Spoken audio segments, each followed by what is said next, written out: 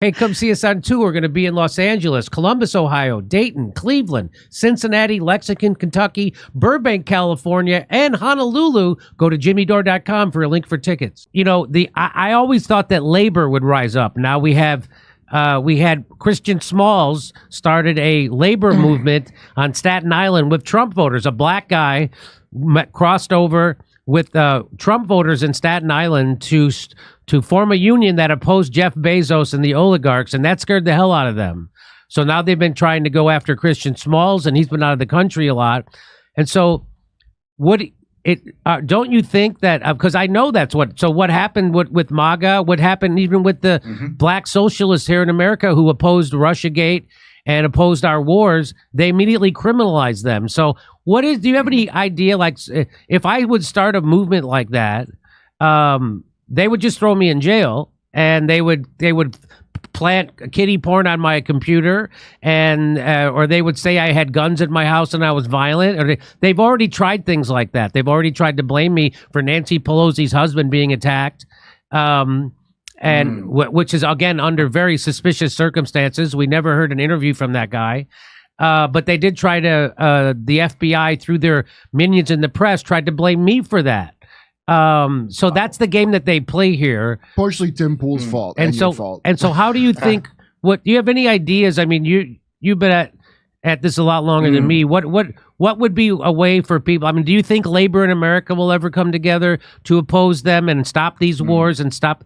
I mean, they killed John F. Kennedy because he wanted to get rid of the CIA, and every president ever since then has got their mind right. And so, I'll stop there and I'll just throw it back to you, and you take it wherever you want. I have no doubt, Jimmy, that someone like you is aware of the rich history of protest in the U.S. Going back to the 19th century. Labor movement was very strong. And what many Americans don't realize today is that labor movement was even supported by the Republicans in the 19th century. And it was almost fashionable towards the end of the 19th century to speak for American workers and to support American labor unions. There are also, apart from labor unions, other civil society associations and guilds, and there is the popular movements that took place in the 20s and then in the 30s and the 60s, of course. So there is a rich history you can build on. For example, in America, you don't lack research, you don't lack studies, you don't lack a body of literature, art. There is a true heritage of protest and revolution. And I do think, and I'm not saying this to be nice or kind, I do think Americans are decent and they are wholeheartedly concerned with not just their own wealth and their own good conditions, but the good conditions of others around them. And I think the system, of course, is very ugly, very powerful, very ruthless.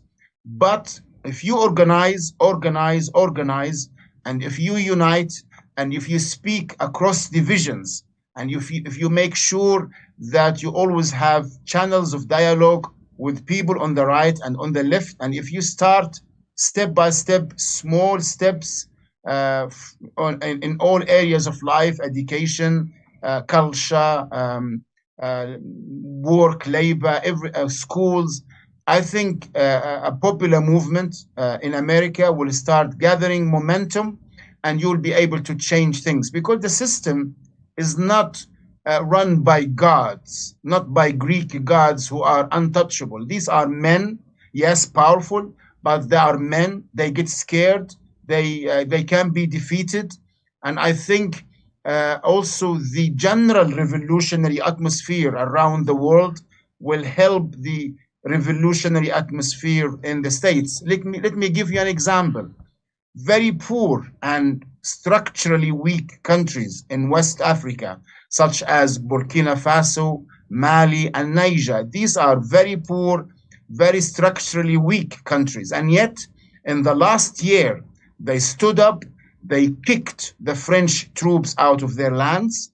They are now in the process of kicking the American troops out of their land. Just 2 days ago, the Nigerian government told the American government that they need to shut down their air base in the north of the country, which is the biggest base, by the way, in all of Africa, and that the 650 American soldiers need to leave soon. So these are very small countries standing up to the might of the US and the might of NATO. People in America can do that against their system of oppression. They need knowledge. They need to lean back against their revolutionary history.